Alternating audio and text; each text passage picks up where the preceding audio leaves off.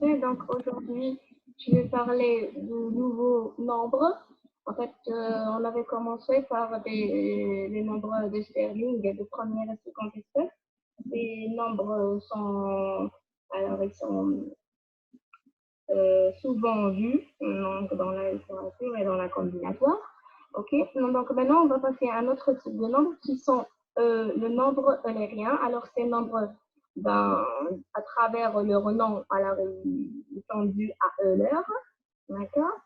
Et ils sont aussi importants que les précédents, sauf qu'ils ont moins de propriétés et moins de formes explicites parce que leur relation de récurrence est un peu plus complexe que les autres.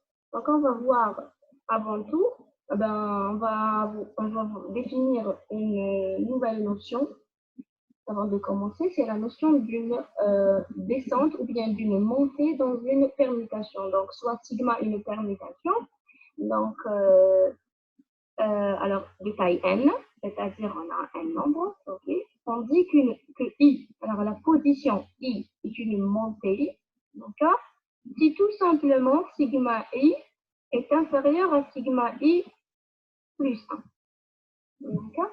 Donc, il y a une permutation de n nombres, par exemple 1, 2, 3, 4, une permutation de taille 4. Ben, la position 1 est une montée si tout simplement sigma 1 est inférieur à sigma 2, c'est-à-dire qu'on a un nombre صغير, l'imora c'est un nombre كبير.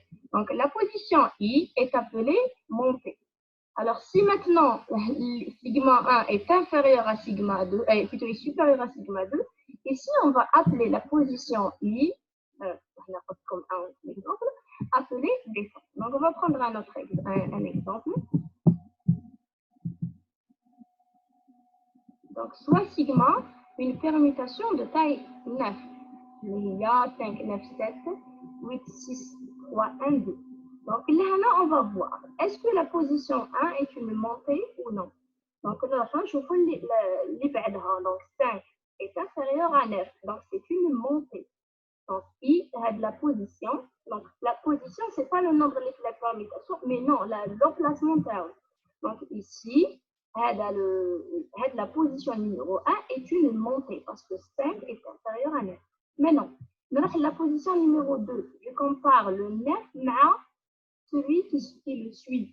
Donc, 9 est supérieur à 7. Alors, la position 2 n'est pas une montée, mais c'est une descente. Pourquoi donc, les descentes, on va voir après. D'accord? La même chose, la position 3 est une montée parce que 7 est inférieur à 8. D'accord? Ainsi de suite, la position 7 est aussi une montée parce que 1 est inférieur à 2. Donc, dans cette permutation-là, on a 4 montées. Ok? Donc, on a 4 montées. Alors, le nombre de l'air, qu'est-ce qui fait ce nombre-là? Il me compte le nombre de permutations de taille n ayant exactement sa montée. C'est-à-dire, par exemple, une permutation de taille 9, c'est une seule, donc on a 4 montées. Combien j'ai de permutations de taille 9 avec 4 montées? Alors, ce nombre-là est compté par ce qu'on appelle le nombre de l'heure. Alors, il peut compter, il peut être défini comme le nombre de montées ou bien le nombre de descentes. Vu que la définition de la montée, on va terminer avec la montée. Mais si on a la même chose, qui par exemple, 1, 3, 7, 8, c'est des montées, les autres positions, les moments 2, 4, 5, 6 et 9, sont appelées, sont appelées descentes. D'accord? Donc, je peux aussi définir les nombres de l'heure. C'est les nombres de permutations de taille n ayant exactement k descentes. D'accord?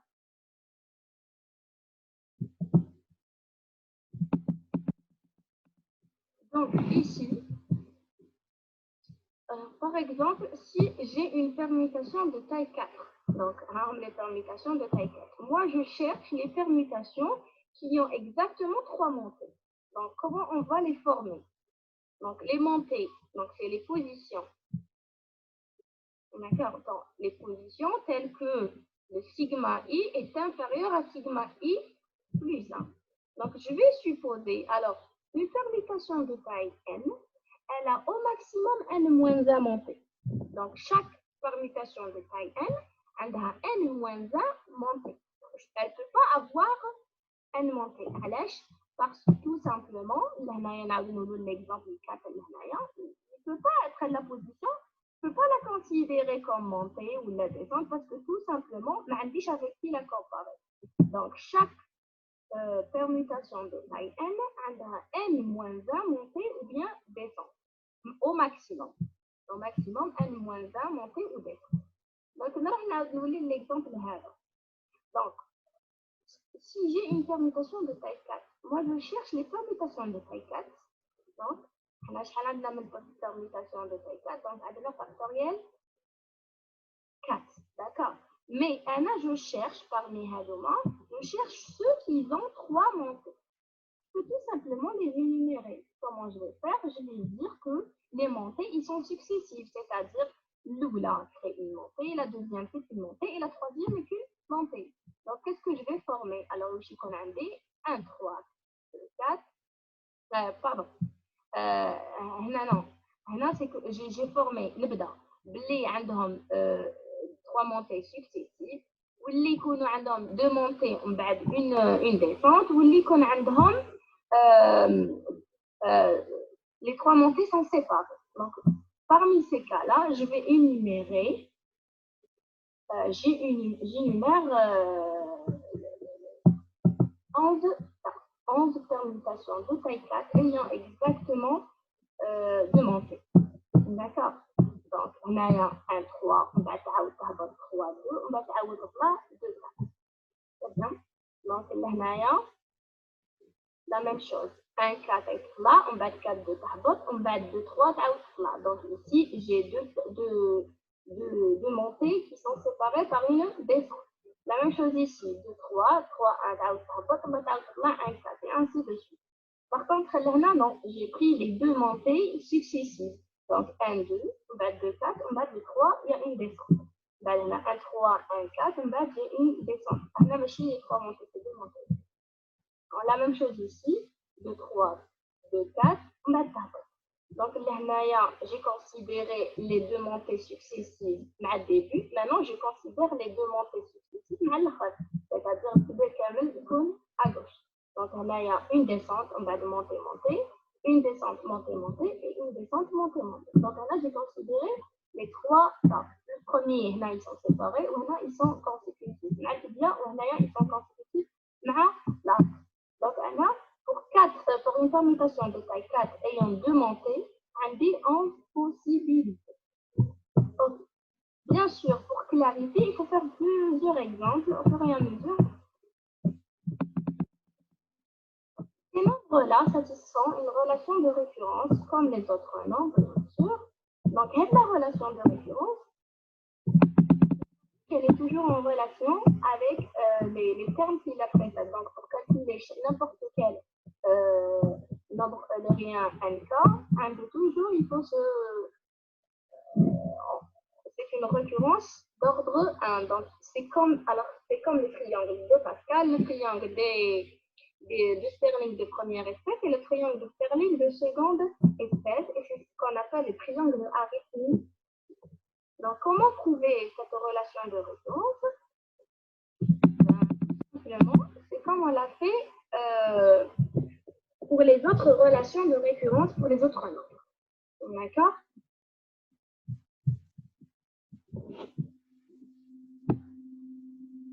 Ça va jusqu'ici?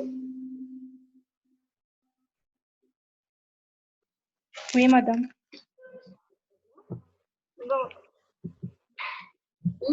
Donc, toujours un nombre de l'air ou un nombre eulérien compte le nombre de permutations de taille n ayant exactement k montées. Okay. Il y en a qui travaillent avec les descentes, mais vu que je l'ai les montées, on va terminer notre preuve de les montées. Donc, comment je vais avoir ce nombre-là? Donc, ce nombre-là, c'est les permutations de taille n ayant k montées. Donc, qu'est-ce que je vais faire? Je vais procéder par récurrence.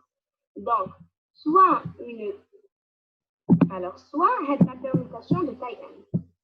OK. Donc, pour toute permutation de taille n-1, c'est-à-dire de n-1 éléments, donne lieu à une permutation de taille n.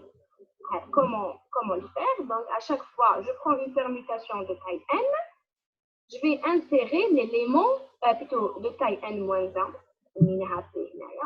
je vais insérer un élément, l'élément n, tout les n, une permutation de taille n, je vais un élément. D'accord. Mais comment je vais insérer cet élément-là? Donc, vu que la position de l'élément n est très importante.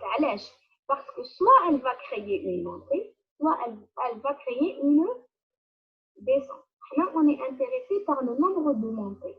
Donc, est-ce que n, quand je vais l'ajouter à t, la permutation de taille n-1, est-ce que راح يبدل لي le nombre de montées اللي فيها ولا لا؟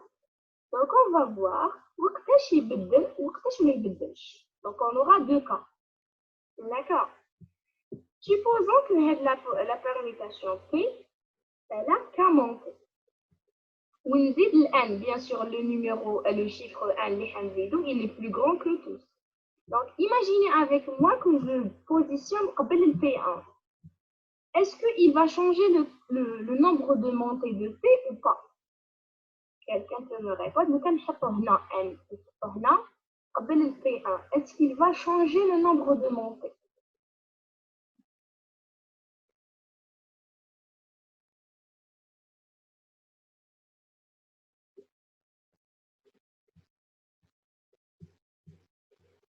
Donc, on a une permutation de taille n-1, c'est-à-dire, par exemple, on a un exemple, un 3, 2, 4. OK.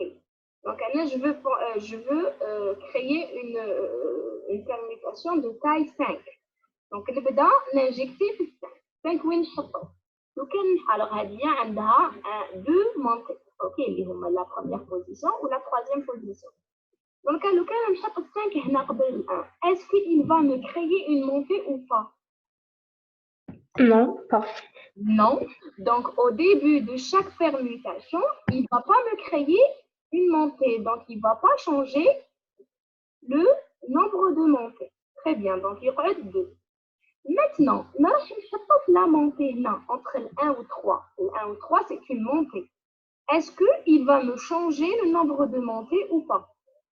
Il va dire 1, 5, 3, 2, 4. Est-ce qu'il va me changer le nombre de montées? Il ne pas entre le 1 ou 3. Non. Non, il ne va pas changer.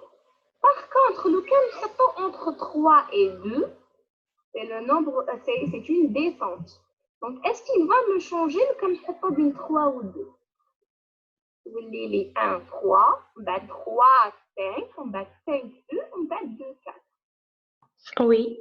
Donc, quand Combien 3? il dit le nombre de montées. Très bien. Donc, ici, maintenant, le dernier cas, est-ce qu'il met la fin ou chez ça?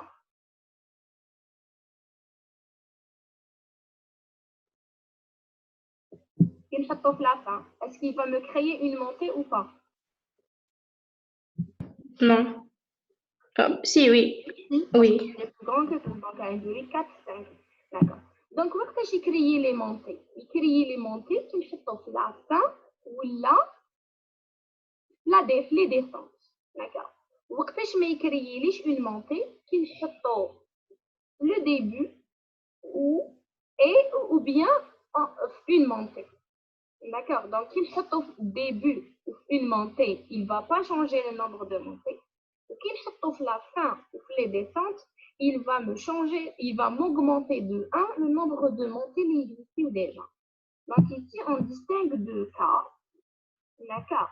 Donc il نحطوه قلنا في début ou dans une montée, il ne va pas me changer. Donc, j'aurai toujours qu'à monter une permutation de taille n-1.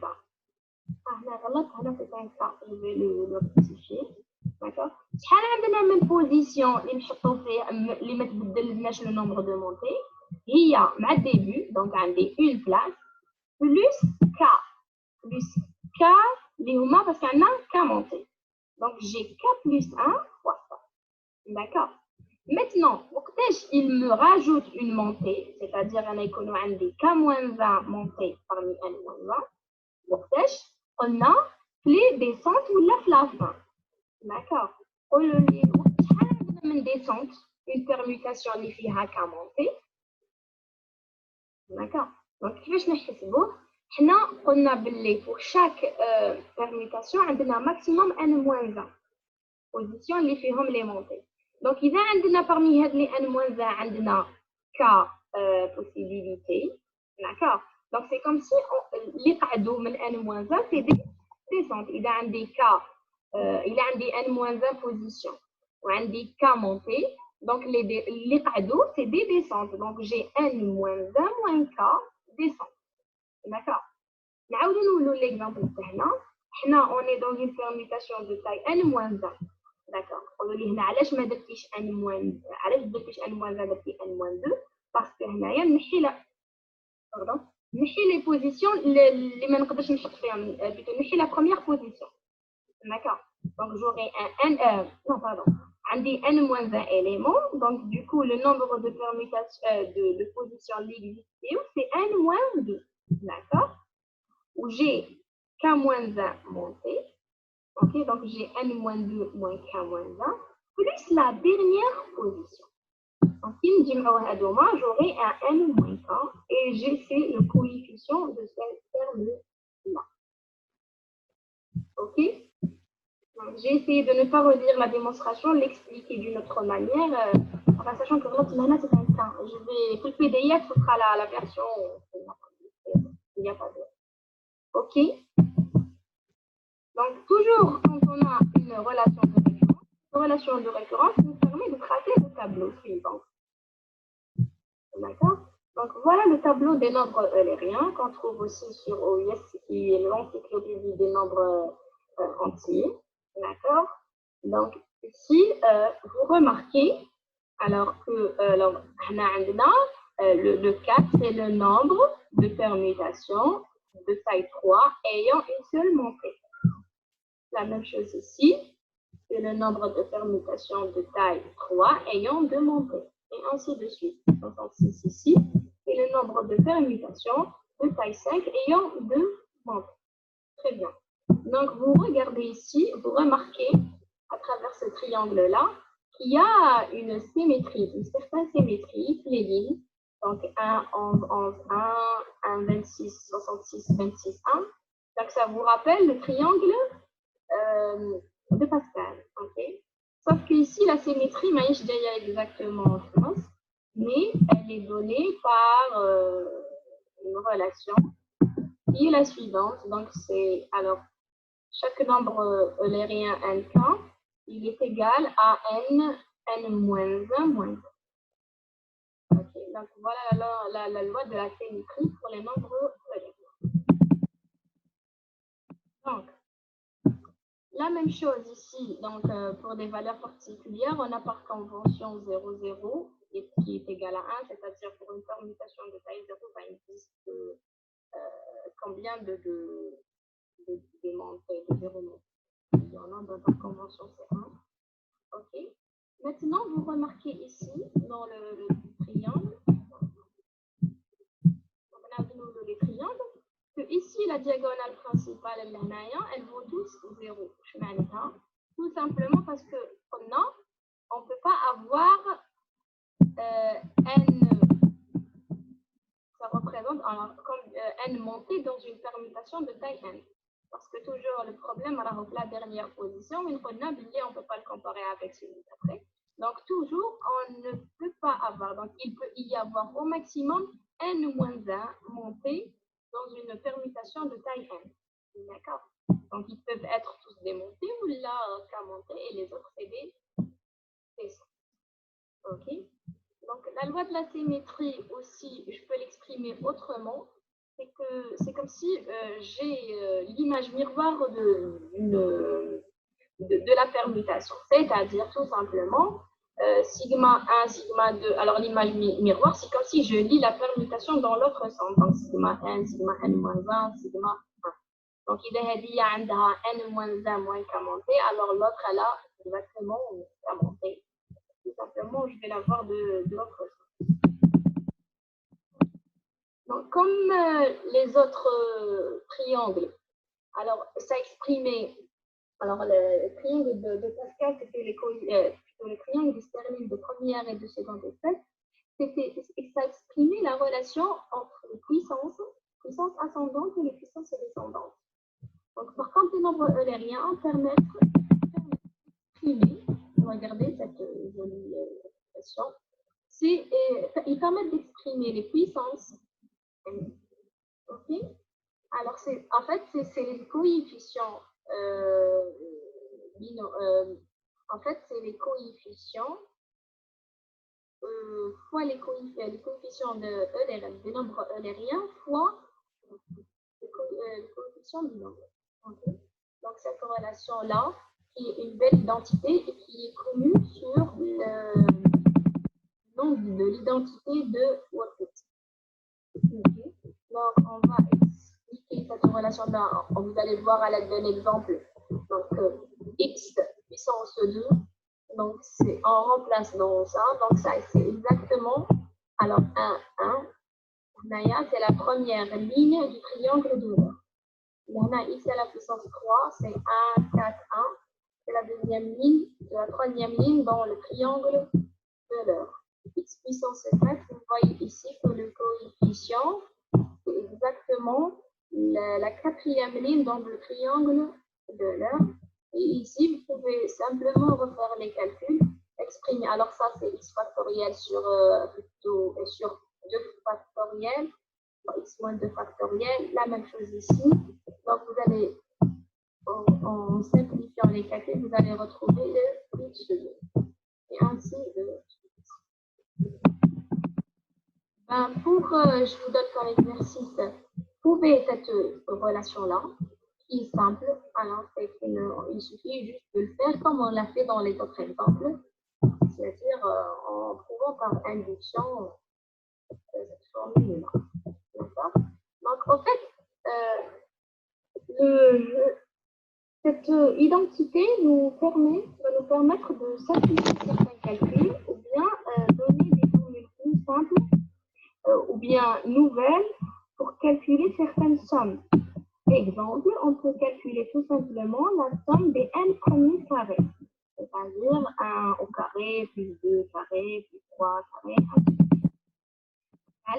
Donc, tout simplement, vous allez voir que ça va rendre la formule plus simple. Donc, k carré, je vais remplacer ici.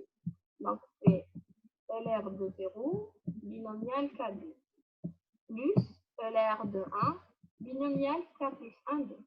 Alors, et ELR de 0, c'est 1, et ELR de 1, c'est 1 aussi. Donc, j'aurai la somme de deux binomiales, K2 et K plus 1 pour n'importe quel cas. Donc, si je veux calculer par la suite la somme des n premiers carrés, ben, tout simplement, je vais remplacer dans cette formule-là. Donc, 1 carré, c'est binomial n2 plus binomial de 2. 2 carrés, c'est binomial de 2 plus binomial 3,2. 3 carrés, c'est binomial 3,2 plus binomial 4,2. Et ainsi de suite. Donc, binomial n au carré, c'est binomial n2 plus binomial n plus 1, 2. Donc, qu'est-ce qu'on fait ici? Donc, vous allez voir que on a les termes. Donc, 2, 2, 2, 2, 3, 3, 3, 2, 3, 2. On a n2, n2. Donc, on a regroupé. Pourquoi? Parce que tout simplement, on connaît cette somme-là, qui est un cas particulier de la formule de Van der Waals qu'on a vu au début dans le chapitre 1 qui est donné au mois de mars. D'accord? Donc, cette somme-là, c'est la somme des deux cas, avec un cas qui varie de 1 jusqu'à n. Et à l'aide de la formule de Van der Waals, c'est tout simplement 2 plus 1, ça fait binomial n plus 1, 2 plus 1. Donc, on a n plus 1. La même chose ici, c'est la même somme. Donc, j'aurai n plus 1. Donc, on a n plus 1 plus 1. Binomial, plutôt binomial n plus 1 plus 1 qui est n plus 2. Et 2 plus 1 qui est 3. Donc, quand j'écris les formes explicites, donc c'est n plus 1 factoriel sur 3 factoriel fois n plus 2 factoriel, ou là, c'est n plus 2 factoriel sur 3 factoriel sur fois n moins 1 factoriel. Je simplifie les factoriels, j'aurai cette forme-là qui est une forme très simple pour la somme des n premiers cas. Donc voilà une des applications de la formule de Wordsworth, d'accord, qui est une belle identité concernant les nombres de lettres. D'accord. Donc, c'est tout ce qu'il y a pour les nombres eulériens. Bien sûr, il y a d'autres formules. C'est vraiment vaste. En fait, c'est moins riche que les nombres de Stirling, mais il y a plusieurs. C'est juste, en fait, dans ce cours-là, on vous donne juste les identités les plus importantes ainsi que les formules de base pour chaque nombre remarquable.